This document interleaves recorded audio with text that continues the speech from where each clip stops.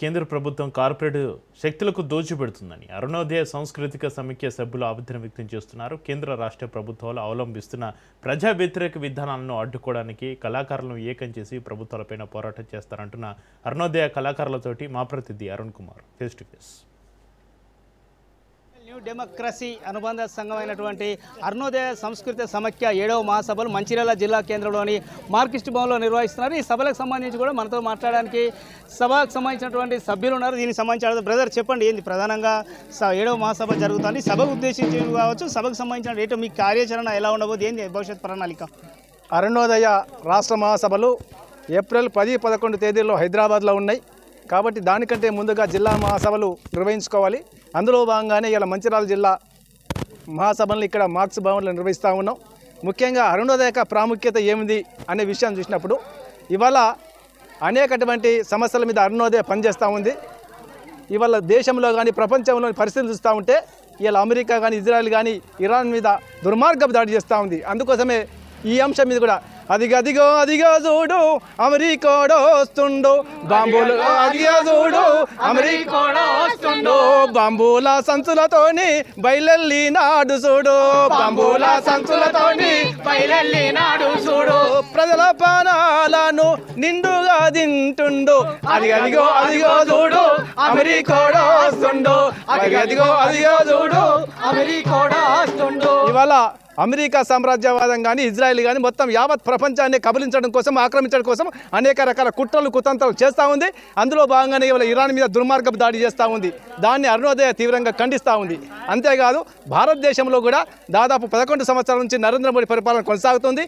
వీళ్ళు అధికారంలోకి వచ్చిన తర్వాత, అంతకుముందు కానీ ఆ తర్వాత కానీ ఈ దేశంలో ఉన్నటువంటి అనేక రకాలైనటువంటి ప్రసార సాధనాలు ఇవాళ భారతదేశంలో భారతీయులు ఇవాళ 420 ఉంటే వాటన్నిటిని కూడా మనకే బాత్ మీద ఉపయోగించుకుంటూ ఉన్నారు. టీవీలు, యూట్యూబ్లు అనేక రకాలైన ఛానల్ ఉపయోగించుకొని ఈ దేశంలో కలిసి ఉన్నటువంటి ప్రజల మధ్య ప్రజాస్వామిక దేశం, ఈ ప్రజాస్వామిక దేశం అని చెప్పబడుతున్న మన దేశాన్ని, అందరు లౌకిక రాజ్యం అని చెప్పబడుతున్న మన దేశంలో ఉన్న ప్రజలందరూ కూడా కష్టజీవుల్ని, మధ్యతరగతి ప్రజలను విభజించి పాలించేటువంటి ఒక విధానాన్ని అవలంబిస్తూ ఉన్నారు. ఇలా హిందూ మతం అనే ఒక సెంటిమెంట్ రెచ్చగొట్టి ప్రజల్ని రెండుగా డివైడ్ చేసి తన పరిపాలన కొనసాగిస్తూ ఉన్నారు. ముఖ్యంగా ఈ దేశంలో ఉన్నటువంటి ప్రజా సంపదని మొత్తం కార్పొరేట్ కంపెనీలకు కట్టబెట్టేటువంటి కుట్రలో అనేక రకాలైనటువంటి కుట్రలు చేస్తుంది ఇవాళ బీజేపీ. కాబట్టి వీటికి వ్యతిరేకంగా ఈనాడు ఈ స్థితిలో ఇవాళ కళాకారుల పాత్ర చాలా ముఖ్యమైనది. ఎందుకంటే కార్మికులు కావచ్చు, విద్యార్థుల పైన కావచ్చు, అనేక రకాలుగా ఇవాళ ప్రభుత్వము ఒక నిరంచుక పెత్తనాన్ని ఇవాళ చేస్తూ ఉన్నది. ఇవాళ చూస్తే ఇవాళ మన రాష్ట్రంలో, మన భారతదేశంలో ఇవాళ మిషని ఇవాళ అనేక రకాలుగా పోలీసు బలగాలు ఇవాళ నక్సలైట్లను లేకుండా చేయాలనేటువంటి నక్సలిజం అనేటువంటిది ఎక్కడైతే దోపిడీ అణచివేత ఉంటుందో దానికి వ్యతిరేకంగా పోరాటం అనేటువంటిది, తిరుగుబాటు అనేటువంటిది ఉంటున్నది. దానికి వ్యతిరేకంగా ఇవాళ ప్రభుత్వం లేకుండా చేయాలనేటువంటిది చేయలేరు. వాళ్ళ నుంచి కాదు, ఎక్కడ వివక్షత జరుగుతుందో, ఎక్కడ దోపిడీ జరుగుతుందో దోపిడీకి వ్యతిరేకంగా పోరాటం అనేటువంటిది ఉంటుంది. దాన్ని ముందుగా అరుణోదయ సంస్కృతి సమైక్య ప్రజల్ని చైతన్యవంతం చేస్తూ పాటల ద్వారా, మాటల ద్వారా ఈ విధంగా ముందుకు వెళ్తామని చెప్పి భవిష్యత్ కర్తవ్యాన్ని నిర్ణయించుకుంటాం. ఇవాళ చరిత్రనే మార్చే ప్రయత్నం చేస్తుంది ఇప్పుడున్న మోడీ సర్కారు. అదేవిధంగా ప్రజల కోసం పోరాడుతున్న, ప్రజల ఆస్తుల కోసం పోరాడుతున్న, దేశ సంపద కోసం పోరాడుతున్న నాయకుల్ని కగారు పేరుతోటి అతమర్చుతుంది. ఇది పూర్తిగా ఫాసిస్ట్ చర్యగా మేము భావిస్తున్నాం.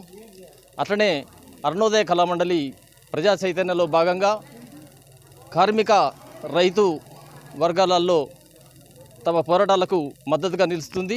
ఏదైతే ప్రభుత్వాలు ఏదైతే ప్రజా వ్యతిరేక విధానాలను అవలంబిస్తున్నటువంటి ప్రభుత్వాల కోసం కూడా పాటలే తూటలయ్యేటువంటి పేలేటువంటి రోజులు కూడా భవిష్యత్తులో ఉంటాయని చెప్తున్నారు. ఖచ్చితంగా కూడా ఏదైతే దేశంలో దేశంలో కూడా దేశానికి సంబంధించి కూడా ఏదైతే పాటలే తూటలయ్యేటువంటి రోజులు అయితే భవిష్యత్తులో ముందుకు వస్తాయని చెప్తున్నారు. ఏదేమైనప్పటికీ కూడా ఏదైతే కళాకారులను ఏకం చేసి పార్టీలు అవలంబిస్తున్నటువంటి ప్రత్యేక విధానాలపై కూడా పోరాటాలు చేస్తామని అయితే తెలుపుతున్నటువంటి పరిస్థితి. Camera person Srinivas, Arun Kumar, Raj news, Mancherial జిల్లా.